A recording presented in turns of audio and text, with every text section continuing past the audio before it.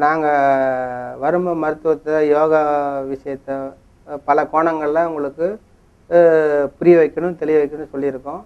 இதை நீங்கள் குருமுகமாக இருந்து உங்களுக்கு தெரிந்த நியர்பை உள்ள எந்த ஆசான்களுடைய எந்த குருமாரோடையும் முழுமையாக குருமுகமாக இருந்து கட்டுருங்க.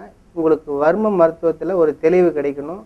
அந்த புரிதல் தன்மையில் ஒரு தேடுதல் இருக்கிறவங்களுக்கு சொல்லப்பட்ட சிறு செய்திகள் தான் இது.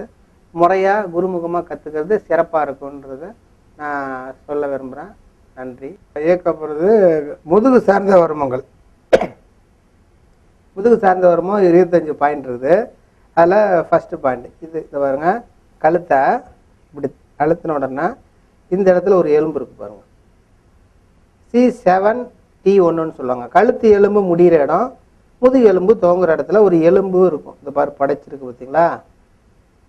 இதுதான் முடிச்சு வருமம்னு சொல்லுவாங்க. இது முடிச்சு வருமத்துக்கு ஒரு விரல் மேலே இருக்கிறது சுழியாடி வருமம். புரியுதுங்களா? இந்த எலும்புக்குலேருந்து ஒரு அடி மேரல். இதுக்குன்னு இந்த சுழியாடி வருமத்துக்குன்னு தனி இயக்கு முறை கிடையாது. இந்த முடிச்சு வருமம் என்ன இருக்குதா, இதை நடுவு 3 விரலை இப்படி வைக்கணும். இதை வலச்சுழற்சி 3 பண்ணணும், இடச்சுழற்சி 3 பண்ணணும். அவ்வளோதான் இது இயக்கு முறை. இந்த எலும்புலேருந்து ஒரு விரல் மேலே இருக்கிறது சுழியாடி வருமம். அந்த எலும்பு மேலேயே 3 விரலை வச்சுட்டு வலம் 3 இடம் 3 சுற்றும் போது சுழியாடி வருமமும் சேர்ந்து இயக்கப்படுது. அடப்ப காலத்தில் எப்படி காரீரல் வருமம் வெள்ளீரல் வருமம் சேர்த்து இயக்கப்படுதோ அதே மாதிரி இது இயக்கப்படுது. தனி இயக்க முறையில் இது இயங்கும் போது அதுவும் சேர்ந்து இயங்குது. சுழியாடி வருமத்தினால என்ன பெனிஃபிட்? இது கொண்டைக்கொல்லின்றது நம்மளுடைய சூட்சும வெளியே வந்து ஆக்டிவேட் பண்ணுறதுக்கு நிறுத்துறதுக்கு உள்ள பாயிண்ட்னு சொல்கிறோம். இந்த பாயிண்ட் என்ன தெரியுங்களா? சுழியாடி வருமம். சுழியாடி வருமன்றது நாம் இல்லாமல் ஏதோ ஒரு சக்தி ஆற்றல் நமக்குள்ளிருந்து நம்மளை இயக்குற மாதிரி ஒரு உணர்வு வரும். பேய் பிடிச்சிருச்சுன்னு சொல்லுவாங்க, இல்லை சாமி வந்து ஆடுவாங்க, நான் உன்னுடைய காவல் தெய்வம் வந்திருக்கிறேன் அப்படி இப்படின்னு அவங்க வந்து யாரோ ஒரு சக்தி இருந்து தனக்குள்ளேருந்து பேசுகிற மாதிரிலாம் சொல்லுவாங்க. இப்போ அந்த பேய் பிடிச்சிட்டு ஆடுறதோ அந்த சாமி அந்த ஆடுறதெல்லாம் வச்சுங்களேன், இது வந்து வெளியில் உள்ள சக்தி இந்த உள்ளுக்குள்ளே ஏன்ற இடம். இது சுழியாடி வருமம் உள்ள நுழையிற இடம், பிரவேசிக்கிற இடம். புரியுதுங்களா? இந்த இடத்துல வச்சு கையை வச்சாலே சரி அந்த சாமி ஆட்டம் ஆடுறதுன்னு நின்றுடும். பேய் பிடிச்சி ஆடுறாங்களே இந்த இடத்துல கையை வச்சாலே நிற்கும். இல்லை வலச்சுழற்சி 3 இடச்சுழற்சி 3 செஞ்சாலும் நின்றுபிடும். புரியுதுங்களா? அவங்க அந்த ஸ்பாட்லேயே திடீர்னு என்ன பண்ணுவாங்க, விபூதி எடுத்து மூஞ்சில் அடிப்பாங்க, அப்படியே ஆடுவாங்க, தலையை விரிச்சு போட்டுக்கிட்டு அந்த மாதிரி சில சேட்டைகள்லாம் பண்ணுவாங்க. அப்போ நாக்கை கடிச்சுவாங்க, நாக்கை தொங்க போடுவாங்க, அப்படி வெளியே பிதுக்கி காட்டுவாங்க, அப்படியே ஒரு ஆக்ரோஷமெல்லாம் பண்ணி காட்டுவாங்க. தன்னுடைய ஏதோ ஒரு ஆற்றல் நமக்குள்ளே இருக்கிறது வெளிப்படுத்துகிற மாதிரி அவங்க காட்டுவாங்க. இதை தொட்டு இயக்குன உடனே அடுத்த செகண்டு ஆட்டோமேட்டிக்காக அவங்க நார்மலுக்கு வந்து நின்றுடுவாங்க. என்னன்னு அவங்களுக்கே புரியாது. இயக்கி பாருங்கள். யாராவது சாமி வந்து ஆடும் பட்சத்தில் நீங்கள் இது கழுத்தில் வந்து கையை இப்படி வச்சுருங்க, அந்த ஸ்பாட்லேயே அவங்க நார்மல் ஆகிடுவாங்க. புரியுதுங்களா? இது வந்து வெளி ஆற்றல் நமக்குள்ளே இருந்து இயங்கும்போது அதை சரி பண்ணுறதுக்கு உள்ள பாயிண்ட்டு. நமக்குள்ளே உள்ள உயிர் ஆற்றல் வெளியே வந்து போகுது, டிஸ்டர்பன்ஸ் இருக்குன்னா கொண்டைக்குள்ளே இயக்கணும். வெளியிலேருந்து ஏதோ சக்தி ஒரு ஆய்வு வரையில் நமக்குள்ளே இருந்து நம்மளை இயக்குற மாதிரி ஃபீல் பண்ணிங்கன்னா இந்த பாயிண்ட்டு இயக்கணும். புரியுதுங்களா? அடுத்து முடிச்சு வருமம். முடிச்சு வருமம்ன்றது இந்த எலும்பு பகுதி தான் முடிச்சு வருமம். இந்த முடிச்சு வருமத்திலேருந்து ஒரு விரல் மேலே தான் சுழியாடி வருமம். இப்போ இந்த முடிச்சு வருமம்ன்றது கழுத்து எலும்பும் முதுகு எலும்பும். கழுத்து எலும்புக்கு பேர் செர்விக்கல்ன்றவங்க, அது C7 சொல்லுவாங்க, கடைசி 7வது எலும்பு. இது முதுகு சார்ந்த இந்த விழா பிரியுது பார்த்தீங்களா முதுகில், இது வந்து T1 T2ன்னுவாங்க, தொராசிக்னு சொல்லுவாங்க. அது 12 எலும்பு இருக்குது இதில். புரியுதுங்களா? அதில் முதல் எலும்பும் 7வது எலும்பும் இணையிற இடம். இதுதான் முடிச்சு வருமத்தின் இருப்பிடம். இப்போ தலையில் உள்ள பிரெயினில் உள்ள ஆற்றல் எங்கே வருதுன்னா முடிச்சு வருமத்திலேருந்து கைகளுக்கு தோள்பட்டைக்கு முதுகுலாம் கீழே எனர்ஜி இறங்குது. அப்போ எப்போ ஷோல்டர் வலியோ கை வலியோ கழுத்து வலியோ இருக்கும்போது நீங்கள் இந்த முடிச்சு வருமத்தை வலச்சுழற்சி 3 இடச்சுழற்சி 3 பண்ணணுன்னா இந்த எனர்ஜி இங்கேருந்து ஃபுல்லாக கீழே இறங்கும். ஸோ ஷோல்டர் பெயின் கை வலி கழுத்து வலிக்கு இந்த எலும்பு மேலேயே வச்சு வலச்சுழற்சி 3 பண்ணுங்க, இடச்சுழற்சி போடுங்க, 3 முறை செய்யும்போது இந்த எனர்ஜி இங்கே லாக் ஆகி இங்கே நிற்கும், கீழே இறங்காது. இதனால் இங்கே ஷோல்டருக்கெல்லாம் எனர்ஜி போகாதனால ஒரு பெயின் இருக்கும். தலையில் உள்ள ஆற்றல் கீழ் நோக்கி போகணும், போகாது. அப்போ அது முடிச்சு வரும் மற்ற இயக்கூட உடனே எனர்ஜி இயங்கும்போது கை வலி, கழுத்து வலி, முதுகு வலிலாம் சரியாயிடும். புரியுதுங்களா? இதே இடத்துல இன்னொரு பாயிண்ட் இருக்குது. சாரா முடிச்சுடுவாங்க. 5 முடிச்சில் இதில் கர்ணாமிர்தம் முடிச்சு பிடரி காலத்துக்கு உள்ளே இருக்குன்னு சொன்னால் C1 இருக்குன்னு சொன்னோம். அதை பிடரி காலத்தை இயக்கும் போது இயக்கப்படுது. இந்த 4 முடிச்சு சங்கிலி தொடராக இயக்கணும். அதை படுக்க வச்சு அப்புறம் இயக்கி காட்டுறாங்க. அங்கே பாருங்க, சரம் முடிச்சு எப்படி இருக்குன்னா வளச்சுழற்சி 3 செய்கிறேன், அப்படியே வலது பக்க தோள்பட்டைக்கு போகணும். இடது சுழற்சி 3 பண்ணுறேன், அப்படியே இடது பக்க தோள்பட்டைக்கு போகணும். அப்புறம் வளச்சுழற்சி 3, இடச்சுழற்சி 3 பண்ணி அப்படியே அழுத்திக்கிட்டே தடவிக்கிட்டே வரணும். இதுலேருந்து 10 விரல் கீழே. புரிஞ்சுங்களா? வந்தீங்கன்னா இந்த இடத்துல வந்து நிற்கும் இவரோட உடலுக்கு ஒரு அமைப்புப்படி. இப்போ இது நட்டல் வருமானு சொல்லுவாங்க. எங்க நெஞ்சி குழிக்கு நேர் பின்னால் நட்டல் வருமா. இந்த இடத்துக்கு வந்தோன்னா திரும்பி வளச்சுழற்சி இடச்சுழற்சி பண்ணணும். இது மாதிரி இந்த நட்டல் வருமத்தில் இருக்கிறது தான் துண்ணல் முடிச்சுன்னுவாங்க. அதுக்கப்புறம் பாசம் முடிச்சு கும்பகம் முடிச்சிருக்கு. இது சங்கிலி தொடராக 4 முடிச்சு இயக்கணும். ஆனால் அது அப்புறம் இயக்கிக்கலாம். இப்போ சரம் முடிச்சு எங்கே இருக்குன்னா இந்த இடத்துல மொத்தம் 4 இயக்கு முறைகள் இருக்குது. 1 சுழியாடி வருமம், 2 முடிச்சு வருமம் கழுத்து வலி, சொல்கிற வலி, கழுத்துக்கெல்லாம் சரி பண்ணுறது. சரம் முடிச்சு அந்த சிபி சைல்டு மூளை வளர்ச்சி குன்றிய குழந்தைகள், அந்த பிரெயின் மூளை பாதிக்கப்பட்டவங்களுக்கு இந்த தண்டுவடத்தில் அந்த சரத்தை இயக்கணும். சரம்னு சொன்னால் உயிர் ஆற்றல், ஆதாரம், சக்கராஸ் இதெல்லாம் சொல்கிறோம் பார்த்தீங்களா.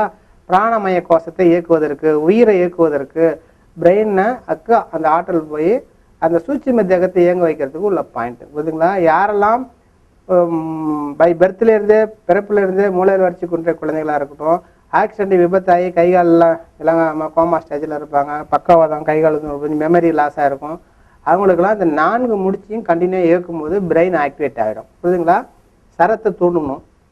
2வது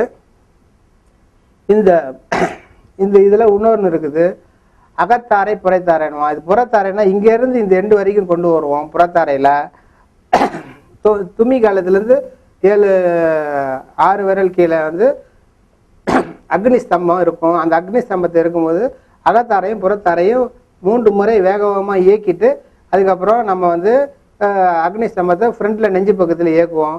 பல வருடம் டெட்டாக இயக்க மட்டும் இருக்கிறவங்களுக்காக அகத்தாரை புறத்தாரை கொடுத்துட்டு அக்னி ஸ்தம்பத்தை இயக்க சொல்லுவோம். பாடிக்கு 98.6 டிகிரி ஹீட் இருக்கும். அந்த 98.6 டிகிரி இமயமலையில் இருந்தாலும் சரி, தமிழ்நாட்டில் இருந்தாலும் சரி, ஆப்பிரிக்காவில் இருந்தாலும் அமெரிக்காவில் இருந்தாலும் அந்த டெம்பரேச்சரை பாடியில் மெயின்டைன் பண்ணும். அந்த வெப்ப ஆற்றலை அது குறையும் போது, குறைவாக இருந்துச்சுன்னா ஜன்னி வந்து செத்து போயிடும், அதிகமாச்சுன்னா பிரெயின் மூளை காய்ச்சல் வந்து இந்த ரத்த குழாய்கள் வெடி செத்து போயிடும். அதனால் நீங்கள் அந்த பாடியை டெம்பரேச்சர் மெயின்டைன் ஆகணும். யாருக்கெல்லாம் கைகாலெலாம் விளங்காமல் விட்டு போயிருக்கோ அவங்களுக்கு அந்த அக்னி உடம்புகளோட வெப்ப ஆற்றல் குறைஞ்சி போச்சுன்னு அர்த்தம்.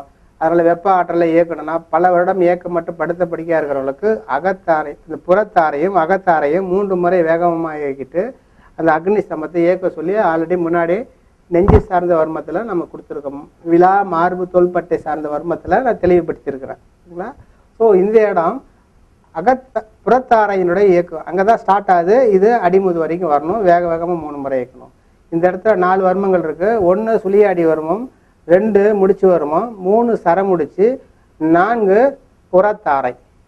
தாரைனா அந்த எனர்ஜி ஓடுற கூடிய அந்த இது ஃபால்ஸ்னால் உழுவுறது வேகமாக தாரையாக தண்ணி வருதுன்றாங்களே, அப்படியே வலிஞ்சு ஓடுற நிலை தான் தாரைன்னு சொல்கிறது. இந்த எனர்ஜி கீழ் நோக்கி ஃபுல்லாக ஆகி போயிட்டுருக்கு, அதான் தாரைன்னு பேர்.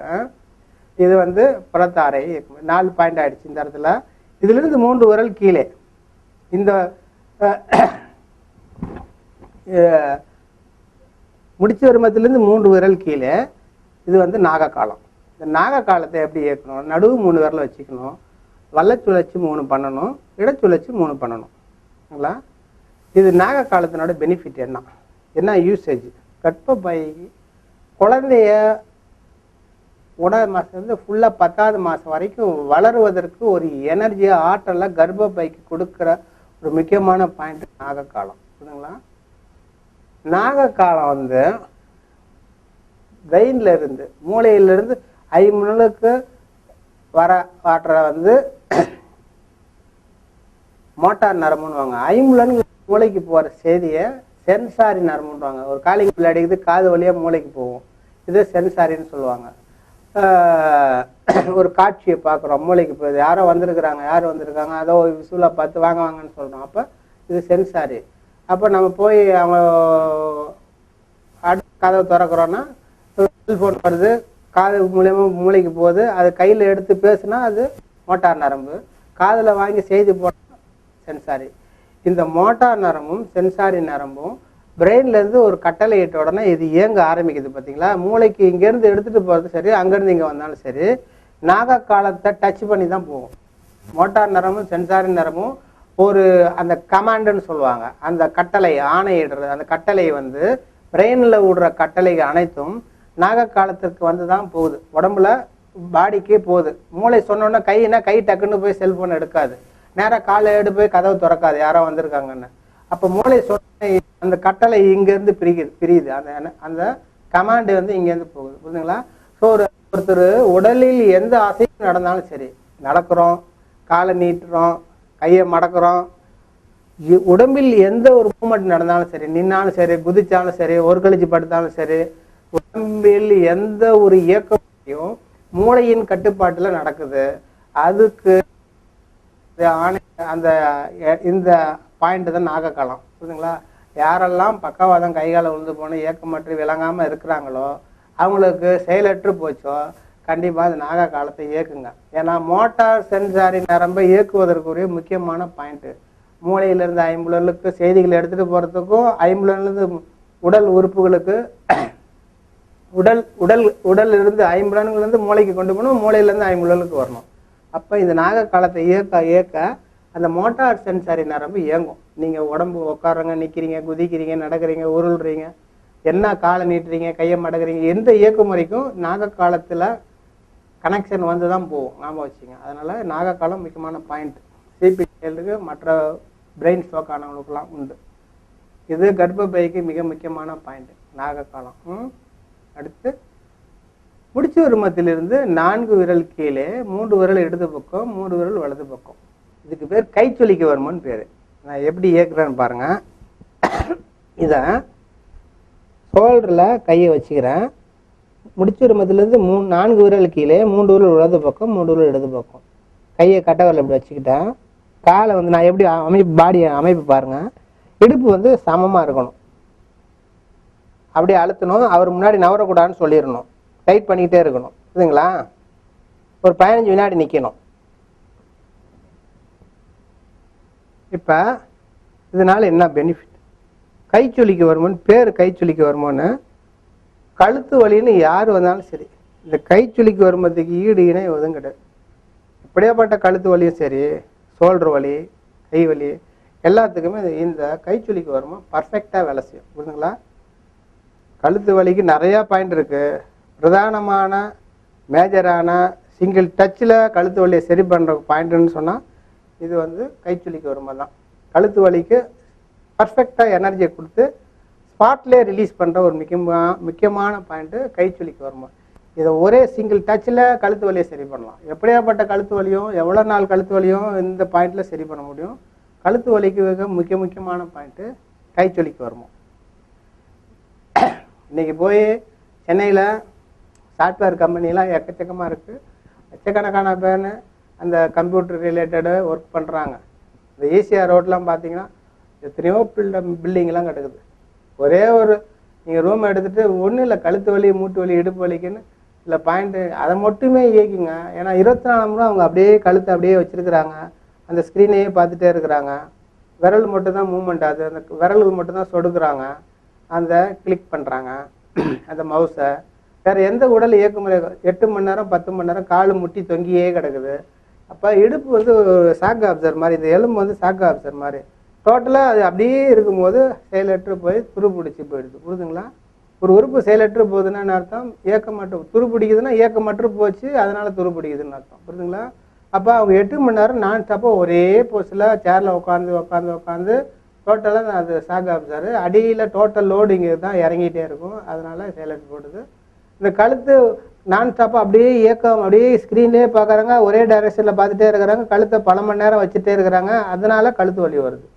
இந்த பாயிண்ட்டு கழுத்து வலிக்கு முக்கியமான பாயிண்ட். ஒரே சிம்பிளாக கழுத்து வலி, இடுப்பு வலி, முதுகு வலி, இந்த மாதிரி மூட்டு வலி 3 விஷயத்தை எடுத்துக்கிட்டாலே ஒரு நாளைக்கு டெய்லி 100 பேர் வராங்க. உங்களால் வருமானம் பண்ண முடியாது, அவ்வளோ உபாதையில் இருக்கிறாங்க.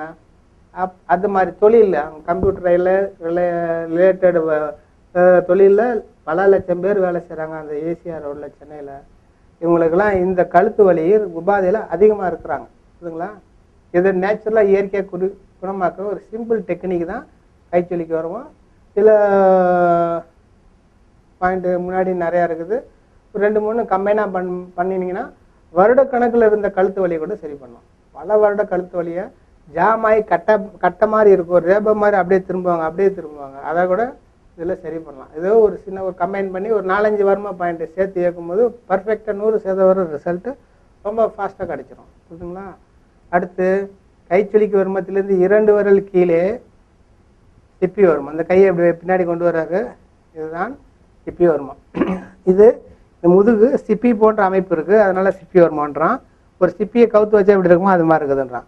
இந்த இடத்துல அதாவது முடிச்சு வருமத்திலேருந்து 4 விரல் கீழே 4 விரல் கீழே 3 விரல் இடது பக்கம் 3 விரல் வலது பக்கம், அதிலிருந்து 2 விரல் கீழே, இதான் சிப்பி வருமம். இந்த சிப்பி வருமத்தை இந்த ஷோல்டர் நிமித்திடணும். நிமித்திட்டு இந்த எலும்பு கொண்டு வந்துட்டு இந்த பக்கவாட்டு இப்படி அசைக்கணும். இதுதான் சிப்பி வருமத்துக்கு இயக்குமுறை. இந்த பக்கம் வந்தால் அந்த பக்கம் இயக்கணும். புரியுதுங்களா? கையை பின்னாடி கொண்டு வந்துட்டு ஒன்று ஷோல்டரில் நிமித்திக்கலாம். பெரிய உடம்பாக இருந்தால், சும்மா மெலிதாக இருந்தாங்கன்னா கையில் சப்போர்ட் பண்ணிவிட்டு இதை தூக்கிட்டு இதை லாக் பண்ணி இப்படி அசைக்கணும். புரியுதுங்களா? இப்போ 2 கையும் கொண்டு வந்துடணும். 2 கையும் கொண்டு வரும்போது இந்த பாயிண்ட்டு 2 சிப்பி வருமோ, இந்த 2 எட்ஜ் இருக்குது பார்த்தீங்களா, முதுகு தண்டு, அந்த தண்டு அதை அப்படியே வச்சு அழுத்தணும். எப்படி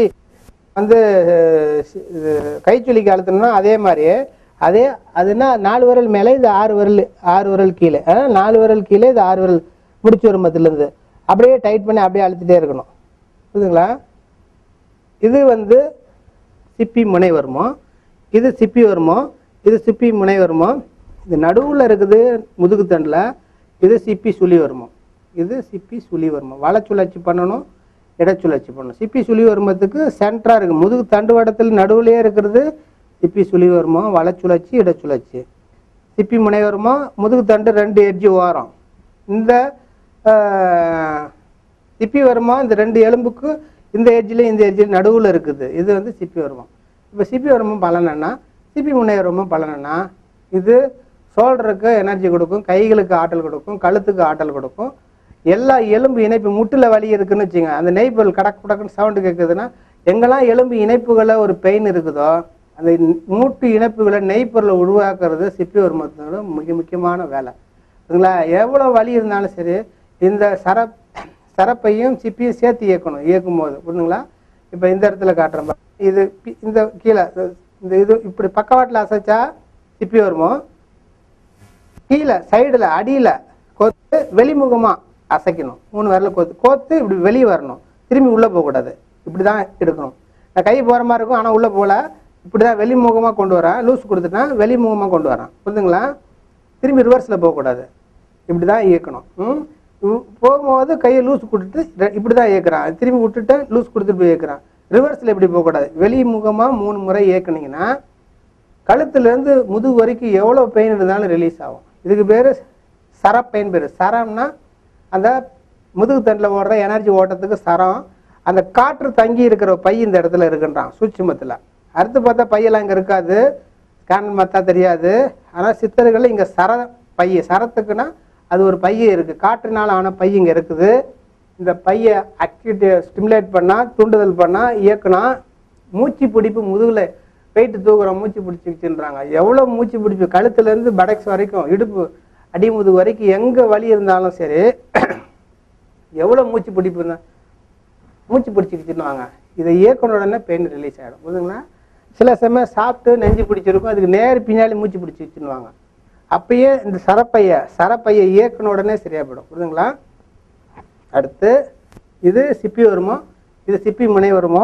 சிப்பி முனை வருமமும் சிப்பி வருமமும் ஷோல்டருக்கு ஆற்றல் கொடுக்கும், கைகளுக்கு ஆற்றல் கொடுக்கும், தோள்பட்டிக்கு ஆற்றல் கொடுக்கும், கழுத்து வலி இருந்தால் சரி பண்ணும். ப்ளஸ் நெய்ப்பொருள், மூட்டில் நெய்ப்பொருளை உருவாக்கும், மூட்டு ஜாயில நெய்ப்பொருளை உருவாக்கும். இது நடுவில் இருக்கிறது சிப்பி சுழி வருமோ, வளச்சுழற்சி பண்ணோம், இடச்சுழற்சி பண்ணோம். இது என்ன பண்ணுது? சிப்பி சுழி வருமோ லிவர் ஆக்டிவேட் பண்ணுது, லங்ஸை பித்தப்பையை ஆக்டிவேட் பண்ணுது. புரியுதுங்களா? அந்த சிப்பி செயலெல்லாம் ஜொல்லு விடுவாங்க. ஜொல்லு வாயிலிருந்து ஜொல்லாக விட்டுட்டு, அதாவது உமிழ் நீர் ஊற்றிக்கிட்டு இருக்கும். இந்த உமிழ் நீர் ஊற்றுறதை நிறுத்துறதுக்குள்ள முக்கியமான பாயிண்ட்டு சிப்பி சொல்லி வரணும். யாரெல்லாம் அவங்க வாயில் முகவாதம் வாயெல்லாம் கோணிட்டு போய் ஜொல்லு விட்டுட்டு இருக்காங்களோ, அந்த உமிழ் நீர் வாயிலிருந்து வடைஞ்சிக்கிட்டு இருக்குதோ, அதை நிறுத்துறதுக்குள்ள முக்கியமான பாயிண்ட்டு முதுகுத்தண்ணிலேருந்து 6வது விரல் கீழே நடு முதுகுத்தண்டில் நடு 3 விரலை வச்சு வளச்சுழச்சி போடணும், இடச்சுழச்சி போடணும். புரியுதுங்களா? இது இல்லாமல் இன்னர் சிஸ்டத்தையும் அது ஸ்ட்ரெங்தன் பண்ணுது. லிவரையும் லங்ஸு பித்தப்பை இதெல்லாம் எனர்ஜி கொடுக்கறது முக்கியமான பாயிண்ட் வச்சுங்க. அடுத்து முடிச்சு வருமத்திலிருந்து 10 விரல் கீழே, இது 4 4 8 2 10 நட்டல் வருமம். நட்டல் வரும்னா நேர் வருமம், நெஞ்சுக்கு நேர் பின்னால் நேர் வருமம் நட்டல் வருமம். இதை எப்படி இயக்குது? ஒன்று 2த்தையும் சேர்த்து இயக்கும் போது இப்படி இயக்கும். நேர் வருமத்துக்கு முன்னாடி கையை வச்சுக்கணும், நட்டல் வருமத்து பின்னாடி வச்சு மேல் நோக்கி தூக்குவோம், கொண்டை குழிக்கு ஆற்றல் கொடுக்கணும். இந்த இடத்துல தனிப்பட்ட முறையில் இயக்கணும்னா நடு 3 விரலை வச்சு வளர்ச்சுழற்சி பண்ணணும், இடச்சுழற்சி பண்ணணும். புரியுதுங்களா? இதுதான் நட்டல் வருமாறு தனிப்பட்ட இயக்கும் முறை.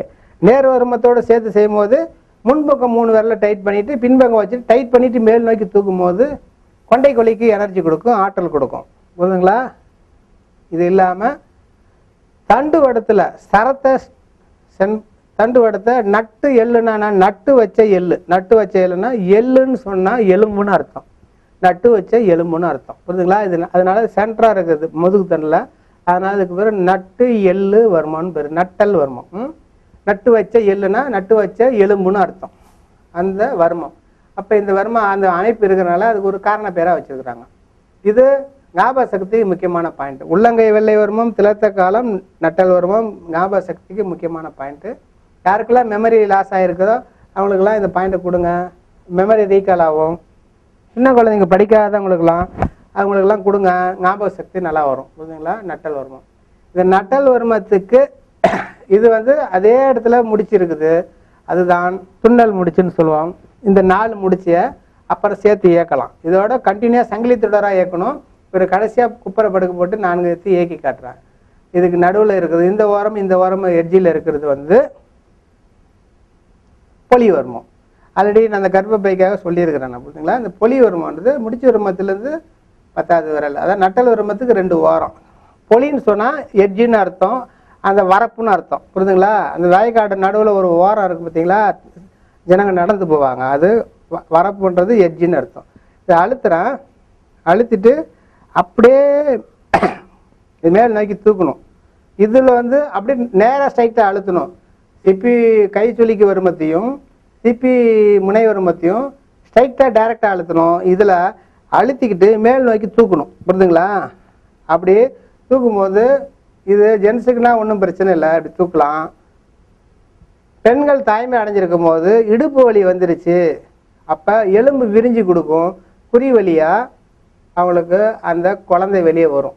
அப்போ அந்த பனிக்கூடத்தை உடஞ்சி குழந்தைய வெளியே குறி வழியாக தள்ளணும்னா இந்த பொலி வருமத்தை 10 மாதம் முடிஞ்ச குழந்தைக்கு பிறக்கும்போது இடுப்பு வலி வரும். அந்த இடுப்பு வலி வந்ததுக்கப்புறம் இந்த பாயிண்ட்டை அழுத்தி மேல் நோக்கி ஸ்ட்ரைட்டாக மேலே தூக்குங்க, கிரிப்பாக நிறுத்துங்க. உட்கார வச்சு தான் செய்யணும், படுக்க வச்சு செய்யக்கூடாது. ஏன்னா அங்கே வயிறு குழந்தை பெறுறதுனால வயிறு பெருசாக இருக்கும், குப்புறப்படுத்து முதுகில் போட்டு அமுக்கக்கூடாது. உட்கார்ந்த நிலையில் பின்னிருந்து செய்யணும். இதை புரிஞ்சுங்களா? செய்யும் போது அந்த பனிக்கூடம் உடஞ்சி நார்மல் டெலிவரிக்கு வந்துடும். சரிங்களா? இதை 7வது மாதம் 6வது மாதம்லாம் பண்ணிங்கன்னா குறைப்பிரசவமாகி அபாசனம் ஆகிடும். புரிஞ்சுங்களா? ஆனால் மற்ற எந்த நேரத்துலையும் செய்யக்கூடாது. பொலி வருமத்தை தாய்மை அடைந்த பெண்களுக்கு பனிக்கூடம் உடையணும்னா அந்த இடுப்பு வலி 10வது மாதம் வரும்போது டெலிவரி டயத்தில் வரும்போது மட்டும்தான் இது இயக்கணும் பொலி வருமத்தை அந்த பெண்களுக்கு. மற்ற நேரத்தில் இது இடங்களில் பிங்களை ஓட்டத்தை சரி பண்ணும். ஒரு ராங்கான பொசிஷனில் நைட்டு ஃபுல்லும் தூங்கி இருக்கிறாங்க, பஸ்ஸில் உட்காந்து வரோம், ட்ரெயினில் வந்தோம், ஆனால் அவங்களுக்கு மூச்சு விடுறது கஷ்டம், மூச்சு பிடிச்சிச்சு அங்கே பிடிச்சிதுன்னு சொல்லுவாங்க. புரியுதுங்களா? அப்போ லாங் ஆப்ரேஷன் பண்ணதுக்கப்புறம் சில நேரங்களில் சுவாச கஷ்டம் ஆகிடும் ஒரு சிலருக்கு. அப்போ மூச்சு விட முடியாது, இனம் புரியாத ஒரு படபடப்பு, குப்புன்னு வேர்த்து ஊற்றுறது, பயம், இதெல்லாம் வரும்போது அந்த சுவாசம் இடங்களையும் பிங்களையும் சுவாசம் ஓட்டம் ஒடுங்கிடும். புரியுதுங்களா? இந்த சுவாச ஓட்டம் ஒடுங்கிடுச்சுன்னா அவங்க மூச்சு விடுறது கஷ்டமாக இருக்கும். அப்போ விட்டில் வருமோ நம்ம இனம் புரியாத படப்படப்பு விட்டில் வருமோ கொடுக்க சொல்லுவேன். இந்த இடமும் சுவாசத்தை ஒழுங்கு செய்யும். சுவாசம் யாரெல்லாம் சுவாசிக்க முடியலையோ அவங்களுக்கு இந்த விட்டில் வருமத்தையும் பொலி வருமத்தையும் கொடுங்க, சுவாசம் நார்மல் ஆகிடும். இந்த பாயிண்ட்டை கொடுத்தா அளவு கோச்சி கொடுக்கும்போது கோத்து தூக்குவோம், நேரு வருமம் அளவு கோச்சும் கொடுப்போம். அது வர்மம் பாதிப்பு ஏற்பட்டால் மூச்சு உள்ளேயும் வெளியும் விடவே முடியாது, அது வர்மம் பாதிப்பு. இது வந்து நார்மலாக சுவாசம் இருக்கிறது கஷ்டமாக இருக்கும், அவங்களுக்கு இது வந்து புலி வர்மத்தை கொடுக்கணும். இனம் பெரிதாக ஹார்ட் படப்படப்பு இருக்கும், அப்படியே குப்புன்னு வேர்த்து ஊற்றும் பயத்தினால. அதெல்லாம் சரி பண்ணால் இந்த பொலி வர்மம் கொடுத்த உடனே அடுத்த செகண்டே நார்மல் ஆகிடும் மூச்சு. இந்த பொலி வர்மத்துங்களை இயக்க முறை. அடுத்து வந்து பொலி வருமத்தில் இந்த முடிச்சு வரும, இது வந்து நட்டல் வருமம் 10வது. இது அதிலிருந்து 2 விரல் கீழே இது வந்து பூணல் காலம். பூணல் காலத்தை இயக்கணும்னா இந்த அது நட்டல் வருமத்திலே வச்சிடணும் கையை, அங்கேருந்து தடவிக்கிட்டே வரணும். எங்கே வரான் பூணல் காலத்துக்கு கீழ் நோக்கி தடவி வலிச்சு இழுக்கணும். 3 முறை அந்த தண்டுவாட்டத்திலே 3 முறை வலிச்சு தடவி டைட்டாக அழுத்தி இழுக்கணும். இது பூணல் காலத்தோட இயக்க முறை. இது ரத்த வாந்தியை நிறுத்தும். வாமிட்டிங், பிளட் வாமிட்டிங் வந்தால் இது நிறுத்துறதுக்குள்ள முக்கியமான பாயிண்ட்டு. யாராவது பெண்கள் எல்லாம் யார் பெண்ணானோ யாராவது வாந்தி எடுத்தனா உடனே முதுகு தடை கொடுப்பாங்க, செக் பண்ணி பாருங்கள். சின்ன அவங்களுக்கு ஒரு அவங்க அறியாமல் சில செய்கிற செயல். ஆனால் இந்த வர்மத்தை இப்படி தடையை கொடுக்கும்போது தானாக வாந்தி நிற்கும், நார்மல் வாந்தி நிற்கும். மிக முக்கியமாக ரத்த வாந்தி நிறுத்துறதுக்குள்ள முக்கியமான பாயிண்ட்டு இது பூணூல் காலம். புரியுதுங்களா? அடுத்தது பூணூல் காலத்திலேருந்து 4 விரல் கீழே இந்த 12வது விலா எலும்பு பிரிகிற இடம். புரியுதுங்களா? அப்போ அதை வந்து என்ன பண்ணணும், 2 விரல் கீழே வந்துடணும். இதுதான் வாயுக்கள்னா வியானனோட இருப்பிடம். 10 வாய்கள் இருக்குது, 10 வாய்களில் தலைமை வாயு எதுனா வியானனை. அந்த வியானன் தான் மற்ற வாய்களை கண்ட்ரோல் பண்ணுது, அது இங்கே தான் இருக்குது. புரியுதுங்களா? அதை ஆக்டிவேட் பண்ண, அந்த வியானனை ஆக்டிவேட் பண்ணணும்னா இப்போ நடு 3 விரலை வச்சேன், கீழே 2 விரலை இறக்கிட்டு அப்படியே ஏற்றி அமர்த்தணும். அந்த இடத்துல டைட் பண்ணிடணும், கிரிப் கொடுத்துணும். 2 விழாவும் பிரிகிற இடத்துல அப்படியே டைட் பண்ணி அப்படியே நிற்கணும். இதெல்லாம் அமர்த்தல்னு பேர். இதுக்கு ஒரு 15 விரல் 30 விரல் நிற்கணும். நின்னீங்கன்னா சக்கரை வியாதி கட்டுப்படும். புரியுதுங்களா? சக்கரை வியாதி அதிகமாகாமல் எக்ஸ்ட்ரீம் ஆகாமல் அதே இதில் பேலன்ஸ் பண்ணி நிற்கும். 190 இருக்குது, 200 இருக்குன்னா 200க்கு மேலே தாண்ட விடாது, பேலன்ஸ் பண்ணி அப்படி நிற்கும். குருமிக்காலம் உங்களுக்கு எவ்வளோ அளவு வரணுமோ அந்த அளவு கொண்டு வந்து நார்மல் கொண்டு வந்து நிறுத்துறோம். இது எக்ஸ்ட்ரீம் ஆகாமல் நிறுத்தும். புரியுதுங்களா? நங்கனா போட்டு ஆமைக்காலம், வாயுக்காலம், இது 3மே வந்து சக்கரை வியாதி அதிகம் ஆகாமல் நிறுத்துறதுக்குள்ள முக்கியமான பாயிண்ட்டு. உரிமை காலம் வந்து நார்மலாக கொண்டு வந்து சமன்படுத்தி என்ன அளவு இருக்கணுமோ அந்த அளவு கொண்டு வந்துடும். புரியுதுங்களா? இது இது வியானனை இயக்குவதற்கு 10 வாயுகளில் ஏதேனும் குற்றம் இருந்துச்சுன்னா இந்த வியானனை ஸ்டிமுலேட் பண்ணாலே 10 வாயுகள் நேராகிக்கும். மதிமூடி வர்மத்தை இயக்கினாலும் 10 வாயுகள் ஆக்டிவேட் ஆகிடும். புரியுதுங்களா? இது வந்து அடுத்து பெருமாள் காலம். பெருமாள் காலத்தை எப்படி இயக்குறேன்னு பாருங்கள். தொப்புளுக்கு நேர் பின்னால் இருக்கிறது பெருமாள் காலம். இந்த இடத்த கையை வச்சுக்கணும். நேராக தொப்புல அன்ன காலத்தில் கையை வைக்க போகிறேன். 2த்தையும் டைட்டாக இயக்கணும். சைடு பக்கம் திரும்பிங்க. அடையில இப்போ இந்த தொப்புளில் கையை வச்சேன், நேர் பின்னால் இதை முதுகில் நடுவில் வச்சுட்டேன். எவ்வளோ டைட் பண்ணுமோ டைட் பண்ணிட்டே இருக்கணும். இவர் இப்போ தான் சாப்பிட்டுக்கிறார், அதனால் ஹெவியாக அழுத்தக்கூடாது. இருந்தாலும் உங்களுக்கு இயக்கத்துக்காக காட்டுறேன். இப்படி அழுத்திடும் போது இந்த இயக்கத்தில் என்ன நடக்குது, ஒரு செம டைட்டாக ஃபுல்லாக நெருக்கணும். எவ்வளோ நெருக்க முடியுமோ அவ்வளோ நெருக்கி கொண்டு டைட் பண்ணிடணும். ஒரு 15 வினாடி நிற்கணும். நிற்கும் போது என்ன நடக்கும், தண்டுவடத்துக்கும் அந்த அன்ன காலத்துக்கும் நடுவில் ஒரு நரம்பு போகுது. அந்த தண்டுவடத்தில் அதுக்கு பேர் மாணிக்க நாபின்னு பேர். அந்த நரம்புக்கு பேர் மாணிக்க நாபின்னு பேர். இது வந்து தண்டுவடத்தில் ஓடுற எனர்ஜி ஓட்டத்தை சரி பண்ணும். முதுகு தண்டில் சரம் இயங்குதுன்ற பிராணமயத்தை இயக்கிறதுக்கு, ஆதாரத்தை இயக்கிறதுக்கு சரத்தை இயக்கணும். சரம் இயங்குவதற்கு இந்த மாணிக்க நாபி நரம்புல ஒரு உயிர் ஓட்டம் ஓடிட்டு இருக்கு. அந்த சரத்தை ஸ்டிமுலேட் பண்ணுது, அது சமன்படுத்துது, ஈவன் பண்ணிக்குது. தண்டுவடத்தில் ஒரு எனர்ஜி ஓட்டத்தை சரி பண்ணிக்குது. ஸோ சரத்தை இயக்குவதற்கும் தண்டுவடத்தில் உள்ள எனர்ஜியை கரெக்ட் பண்ணிக்கிறதுக்கும் மாணிக்க நாபியை இயக்கணும். அன்ன காலத்தையும் அதுக்கு நேர் பின்னால் இருக்கிறது முதுகு தண்டில் இருக்கிறது பெருமாள் காலம். 2த்தையும் இறுக்கி டைட் பண்ணும்போது மாணிக்க நாபின்ற ஒரு நரம்பு ஆக்டிவேட் ஆகுது. அதனால சரம் ஆக்டிவேட் ஆகுது. பிராணமய கோஷத்தில் அந்த 6 ஆதார சக்கரங்கள் சமன்படுத்தப்படுது.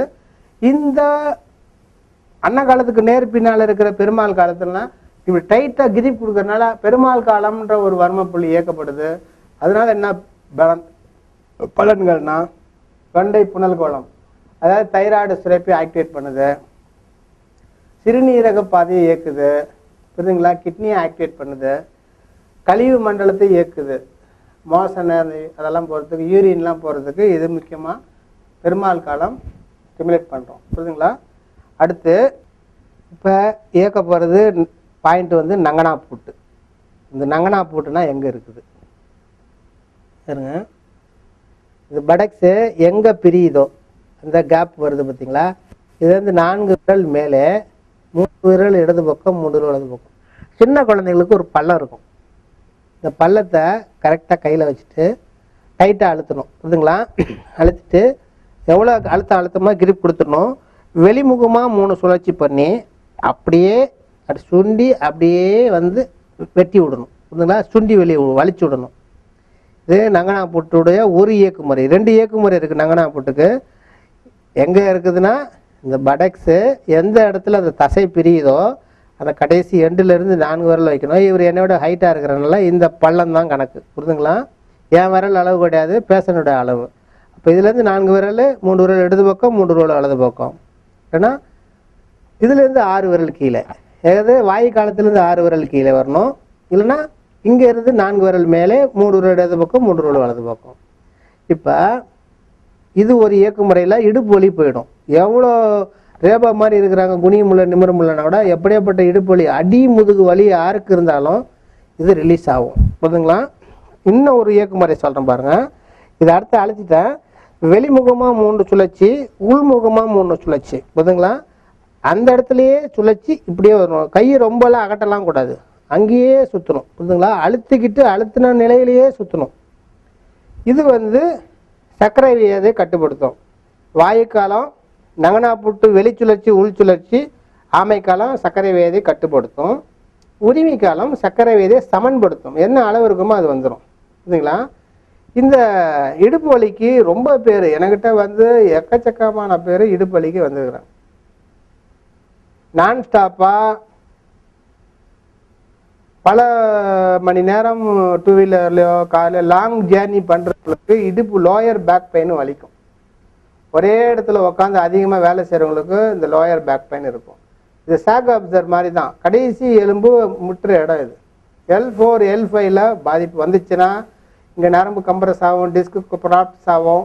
இதனால காலுக்கு போகிற நரம்புகள்லாம் எனர்ஜி போகாதனால கால்கள்லாம் மரத்து போகும். புரியுதுங்களா.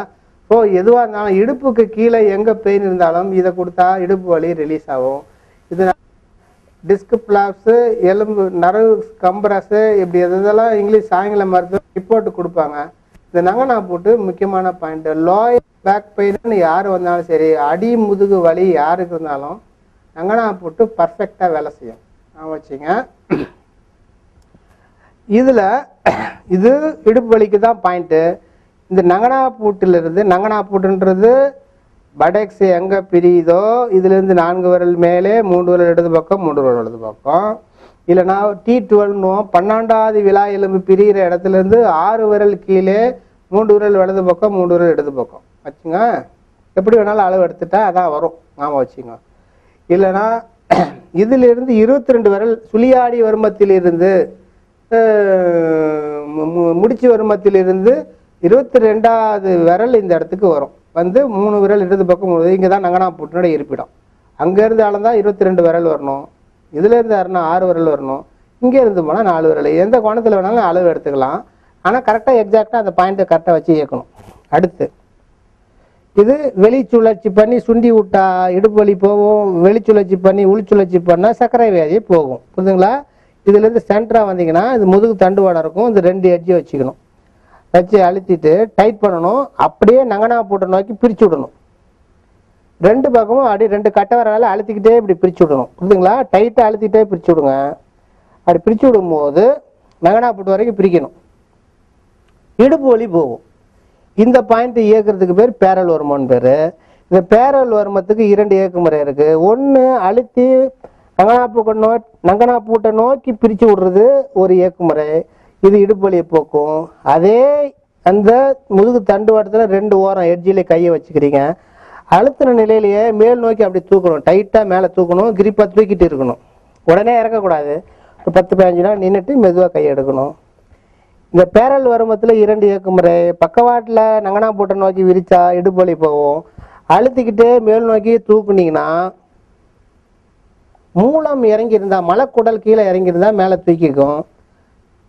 கர்ப்பப்பை கீழே இறங்கியிருந்தா மேலே வந்துடும். பெண் குறிக்கு கீழே அந்த மாங்காய் மாதிரி சதை வந்து பெண் குறிக்கு கீழேயே தொங்கும். அதான் கருப்பை இறங்கி போச்சு, கர்ப்பப்பை ஆப்ரேஷன் பண்ணலாம் சொல்லுவாங்க. பார்த்தீங்கன்னா ஒரு முஷ்டி அளவு ஒரு மாங்காய் சைஸுக்கு உள்ள பையே வெளியில் வந்து தொங்கும் சக்கச்சவேன்னு. அவங்களால தரையில் கூட உட்கார முடியாது. குறிக்கு வெளியவே வந்து தொங்கும் கர்ப்பப்பை. அந்த மாதிரி இந்த பேரலமத்தை கொடுத்து டைட் பண்ணி இப்படி மேலே தூக்குனீங்கன்னா இந்த கர்ப்பப்பை உள்ளே போயிடும், குறிக்கு உள்ளே போயிடும். புரியுதுங்களா? இப்போ பெண்களுக்கு நிறைய பேர் கர்ப்பப்பை ஆப்ரேஷன் பண்ணுவாங்க. உடம்புலாம் பூதாகாரமாக ஆகிடும். ஏன்னா அது உள்ளுக்குள்ளே ஒரு எனர்ஜி ஓட்டம் வந்துக்கிட்டு இருக்கும். அது என்ன தான் கட் பண்ணி ஆப்ரேஷன் பண்ணாலும் அந்த எனர்ஜி ஓட்டம், அந்த காற்று உள்ளுக்குள்ளே சர்க்குலேட் ஆகிட்டே இருக்கும். அதனால அந்த மாதிரி ஆப்ரேஷன், அது மாதிரி உடம்புல உறுப்புகளை சிதைக்காமல் வெட்டாமல் நேச்சுரலாக க்ளீர் பண்ணோம்னா இந்த இயக்கு முறையில் அந்த மாதிரி உபாதைகளை சரி பண்ணலாம். புரியுதுங்களா? ஒன்று, கர்ப்பப்பை கீழே இறங்கியிருந்தா மேலே ஏற்றுறதுக்கும், மலக்குடல் மூலம் கீழே இறங்கியிருந்தா மலக்குடல் ஆசன வாய்க்கு வெளியே வந்து தொங்குதுன்னா இது அழுத்துனா மேலே போயிடும். இது இல்லாமல் பெட் வெட்டிங்னு சொல்லுவாங்க. பெட் வெட்டிங்னா அந்த பேரல் உரமத்தை அழுத்தி மேல் நோக்கி தூக்கணும். இந்த பெட் வெட்டிங்கில் என்ன நடக்குது? பெட் வெட்டிங்னா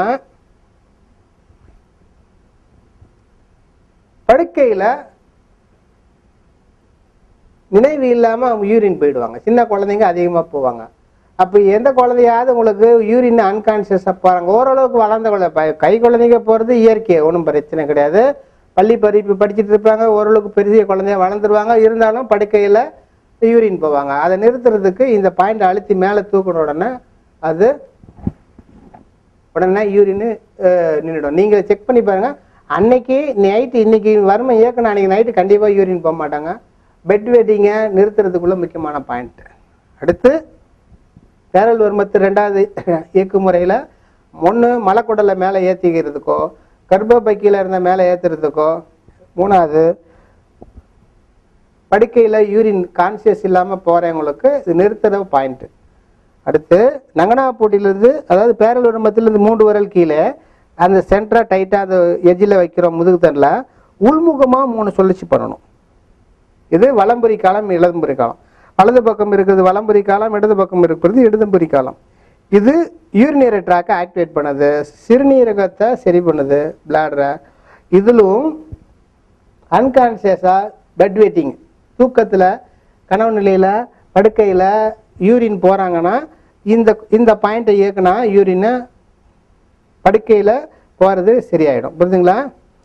இதிலிருந்து பேரல் வர்மத்தில் இந்த 5 விரல் கீழே இந்த படக்ஸ் எங்கே முடியுதுன்னு பாருங்கள்.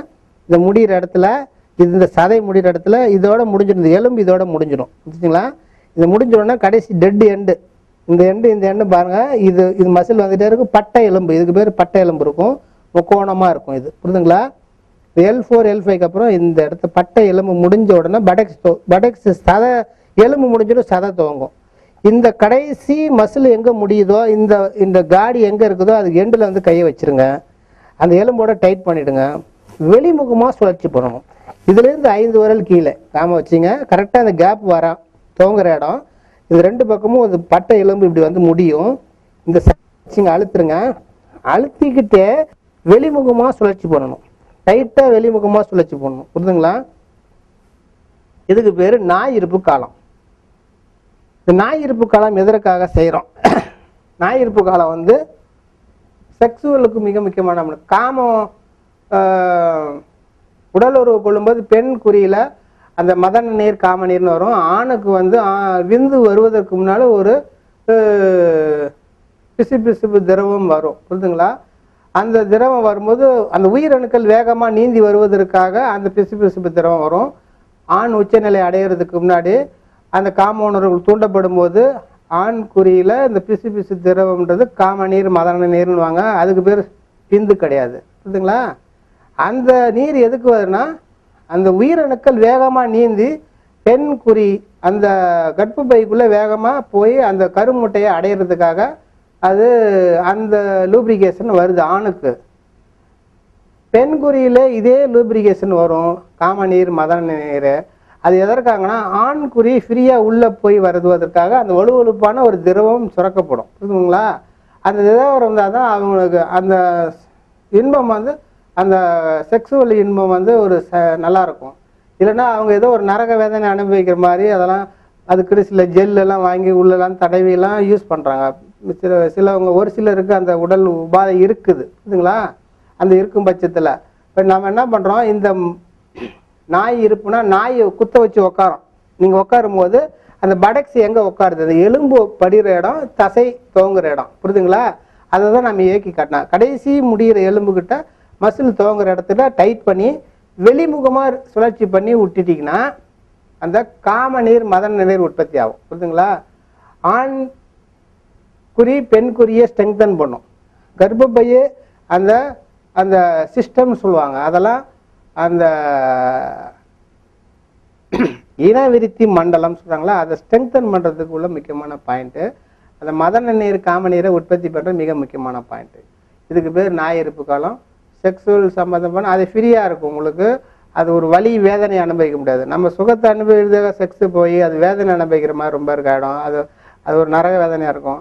அதனால் இந்த லூப்ரிகேஷன் இருக்கும்போது பெண்ணுக்கும் ஆணுக்கும் சரியாக இருக்கும். ஆணுக்கு ஒரு பிரச்சனை கிடையாது, பெண்ணுக்கு அந்த லூப்ரிகேஷன் இல்லைன்னா ரொம்ப இறுக்கமாக டைட்டாக பெண் குறி இருக்கும் பட்சத்தில் ஆண் உடலுறவு கொள்ளும்போது ரொம்ப வேதனை அனுபவிப்பாங்க. அதற்கு இந்த பாயிண்ட்டை இயக்குனீங்கன்னா அந்த பெண் குறியில் அந்த லூப்ரிகேஷன் நல்லா ஃப்ரீயாக ஃப்ளோ வரும். ஆட்டோமேட்டிக்காக உடலுறவு கொள்ளும் போது கரெக்டாக இருக்கும் அது, சரிங்களா? அடுத்து 4 முடிச்சு அதுக்கப்புறம் இது ஆணிக்காலன்னு சொல்லுவாங்க. இப்போ ஆணிக்காலன்றது எப்படின்னா